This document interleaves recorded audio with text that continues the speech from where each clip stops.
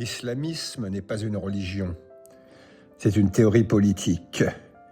Elle consiste à utiliser la religion comme arme de destruction massive de l'adversaire désigné, l'Occident chrétien. Son vecteur de prédilection est le terrorisme. Il ne se combat pas par la guerre, mais par l'anéantissement. Je partage. C'est absolument exact.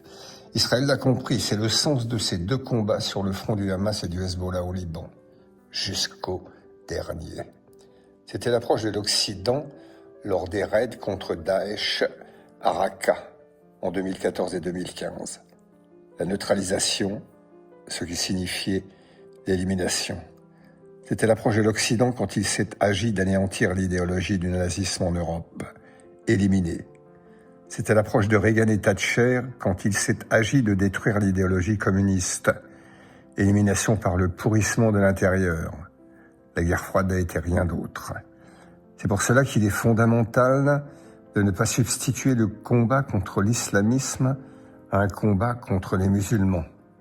C'est pour cela qu'il faut convaincre les musulmans du monde entier de nous aider en stoppant leur stigmatisation, en les responsabilisant de leurs droits et devoirs, en les aidant dans leur éducation. C'est pour cela enfin qu'il faut stopper brutalement l'hémorragie de l'immigration illégale par un choc des consciences.